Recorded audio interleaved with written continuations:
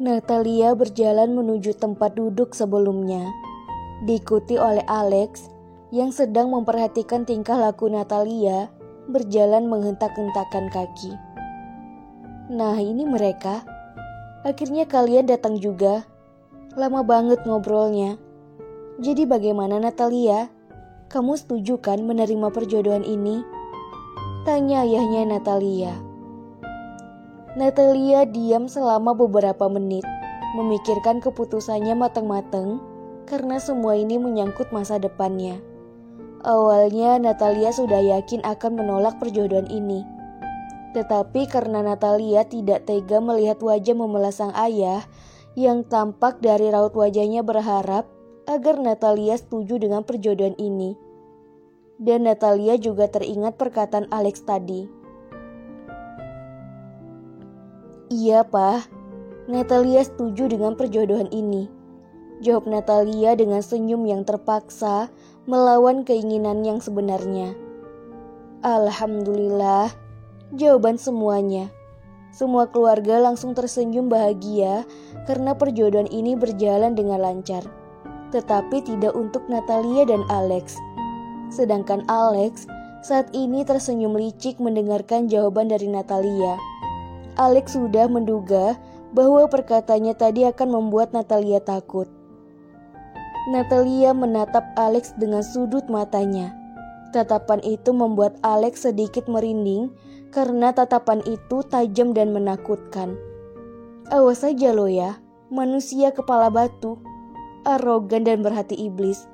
Gue sendiri yang akan membuat lo membatalkan perjodohan ini, ujarnya dengan senyum tipis di ujung bibirnya.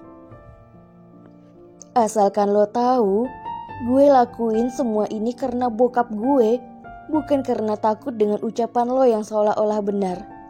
Ya Allah, tolong berikan hambamu ini kekuatan untuk menghadapi nasib hamba yang kedepannya akan menjalani hidup dengan manusia berhati iblis yang ada di hadapan hamba ini. Batinnya pasrah. Hari Minggu adalah hari yang paling dinantikan semua orang, baik itu pelajar maupun para pekerja, kecuali para bos-bos pengusaha yang tidak akan ada kata libur di dalam kamus hidupnya. Karena mereka hanya akan menghabiskan waktu di depan komputer, memikirkan berbagai strategi untuk memajukan usahanya. Natalia seharian menghabiskan waktu di depan layar handphonenya, melanjutkan nonton film drakor The World of My 17. Cumi, seharian ini lo nonton saja, lo gak bantu nyokap di dapur? Tanya Wahyu. Apaan sih? Gangguin gue aja. Semuanya sudah beres, makanya gue nyantai. Pergi sana, sebelum gue kejar lo pakai tangkai sapu. Jawab Natalia kesal. Karena Wahyu datang seperti benalu pengganggu. Lo emang gak pernah ada sopannya sama gue. Gue nanya baik-baik, lo jawabannya jurus gitu. Sekali mamak lampir, sampai kapanpun tetap mamak lampir. Ujar Wahyu mengejek Natalia. Wahyu sangat bosan dengan kegiatannya hari ini. Ia tidak bisa terima melihat Natalia yang bahagia dengan film drakornya. Sehingga ia datang bertujuan mencari teman berantemnya, yaitu Natalia. Baper banget sih jadi cowok. Ih, janganlah ganggu gue. Filmnya seru banget. Jawab Natalia menggarukkan kepalanya kesal. Wahyu sangat puas melihat ekspresi Natalia yang kesal. Berarti pancingannya berhasil. Lalu ia pergi meninggalkan Natalia begitu saja. Keesokan harinya, di hari Senin, Natalia beserta trio wek-wek sedang fokus menyelesaikan pekerjaan yang menumpuk dan harus selesai tepat waktu. Pasti semuanya sudah tahu kan? Kejutan apa yang akan diberikan bos arogan yang kini akan menjadi suaminya Natalia. Jika tidak bisa menyelesaikan pekerjaan tepat waktu, lewat 1 detik saja, tidak akan mendapatkan ampunan. Disiplin banget. Bagi Natalia itu bukanlah disiplin, tetapi itu adalah sistem kerja Rodi di zaman penjajahan Belanda. Sementara di ruangan CEO, Alex sedang berkencan dengan semua berkas-berkasnya. Ia sudah terbiasa dengan semua pekerjaannya, karena ia sudah terlatih sejak kecil mengenal dan belajar tentang dunia perusahaan dari keluarganya. Karena Alex merasa pusing, lalu ia menelpon Melia, sekretarisnya. "Assalamualaikum, Pak. Ada yang bisa saya bantu?" tanya Melia di telepon. "Waalaikumsalam. Tolong kamu panggil Natalia ke ruangan saya sekarang juga. Dan GPL, nggak pakai lama. Karena saya sangat menghargai waktu. Saya kasih waktu 15 menit. Perintah Alex tegas. "Baik, Pak, segera." Lalu Melia menutup telepon. Pasti dia bikin masalah lagi. Makanya dia sampai dipanggil ke ruangan. "Dasar cewek MPO," gumamnya dengan senyum sinisnya. Tanpa menunggu lama, Melia langsung pergi ke meja kerja Natalia untuk menyampaikan perintah bosnya itu yang bukan lain adalah abang sepupunya. Sampai di sana, Melia melihat Natalia yang sedang sibuk dan banyak kertas bertumpuk di meja kertasnya.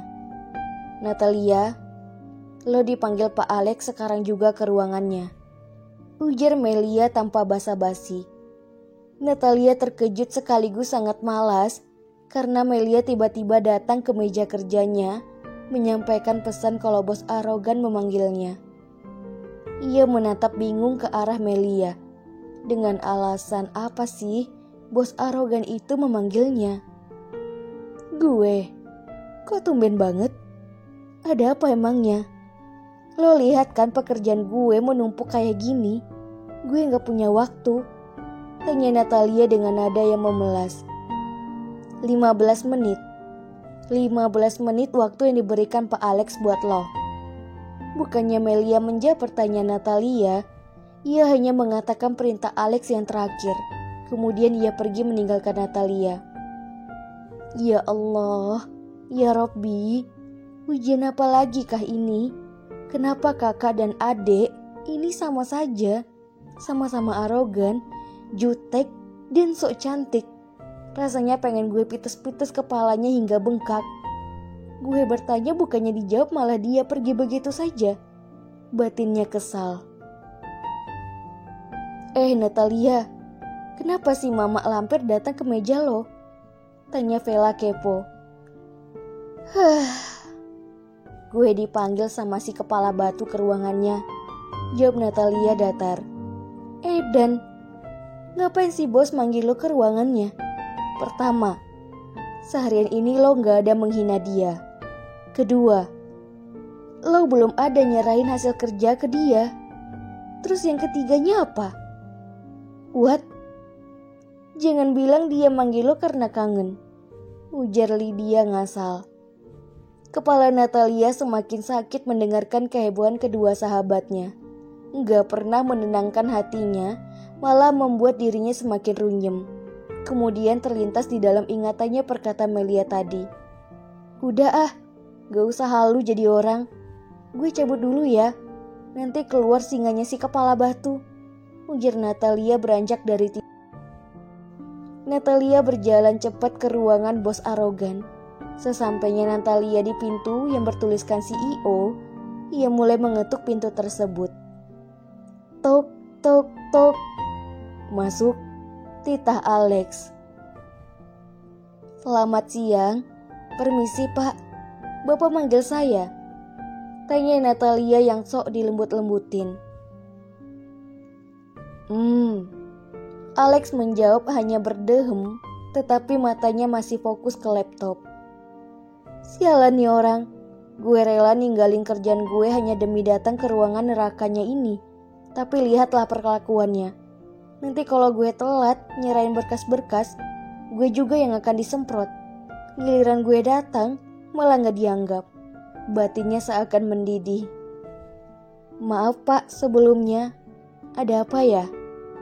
Tanya Natalia terpaksa, walaupun sebenarnya ia sangat jengkel dan kesal sama Alex. Tolong pijitkan kepala dan bahu saya. Barulah Alex menatap wajah Natalia setelah ia memberikan perintah. Hah? Bapak gak salah nyuruh saya mijitin kepala dan bahu. Emangnya saya terlihat seperti tukang pijit? Bapak kan bisa manggil tukang pijit. Protes Natalia kaget. Saya maunya kamu, jawab Alex. Saya nggak bisa mijit, Pak. Kalau saya yang mijit, yang ada kepala dan bahu Bapak bisa semakin sakit. Atau enggak gini saja, Pak. Biar saya saja yang cari tukang pijit yang profesional buat Bapak. Ujar Natalia bermaksud untuk menghindari perintah Alex. Kalau kata saya kamu, ya berarti hanya kamu, jawabnya tenang. Buset, ini orang gilanya semakin parah saja. Masa gue ke kantor disuruh jadi tukang pijit? Emangnya wajah gue mirip sama empok-empok pijit? Ih, ini orang ya memang nyebelin. Mentang-mentang bos, seenaknya saja gue dijadiin babunya. Kalau gue punya indera keenam, pasti gue sudah tahu duluan niat busuknya ini. Batinnya kesal. Saya paling tidak suka dibantah. Lakukan sekarang, atau saya akan potong gaji kamu sebanyak 50%. Perintah Alex tanpa perasaan. Tujuan Natalia berkata seperti itu ingin menghindari perintah Alex. Tapi malah Alex semakin tegas dan mengancam Natalia agar perintahnya dituruti. Sejak kapan Natalia menjadi tukang pijit pribadi Alex? Dan ia teringat sama kedua sahabatnya. Entah apa yang akan dikatakan sahabatnya jika mereka tahu Natalia dipanggil disuruh jadi tukang pijit. Mau tidak mau, Natalia harus menerimanya. Kalau enggak gajinya akan dipotong sebanyak 50%. Iya deh iya, tapi ada syaratnya, ujar Natalia sedikit ragu. Katakan, jawab Alex. Bapak harus kunci pintu sampai saya selesai pijit kepala dan bahu Bapak. Soalnya kalau karyawan yang lain tahu, mau ditaruh mana wajah saya? Jawab Natalia dengan polosnya.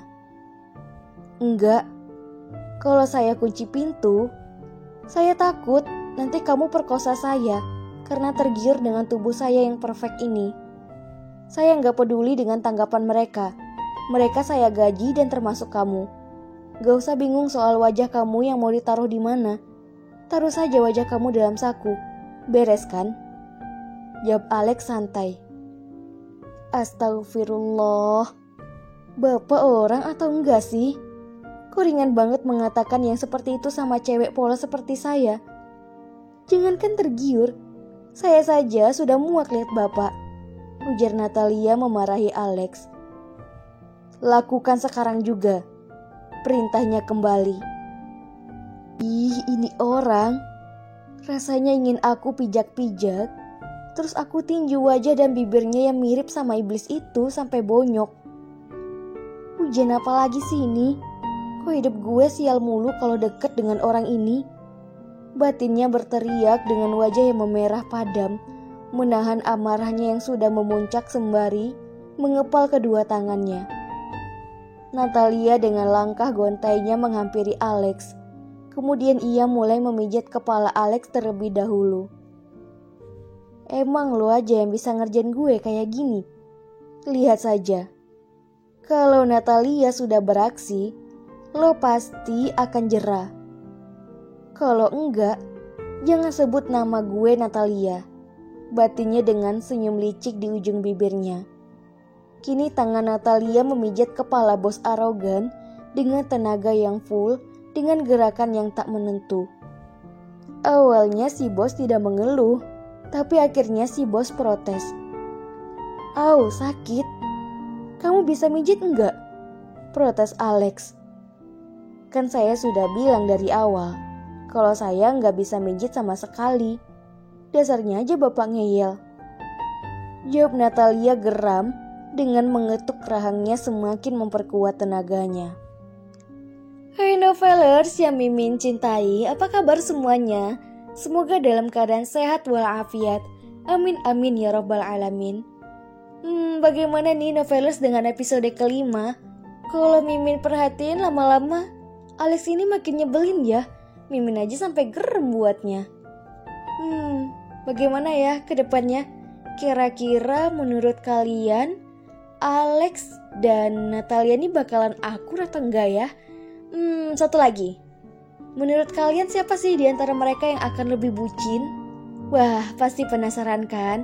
Yuk, saksikan terus episode-episode selanjutnya. Insya Allah, Mimin akan upload setiap hari. Stay tune ya.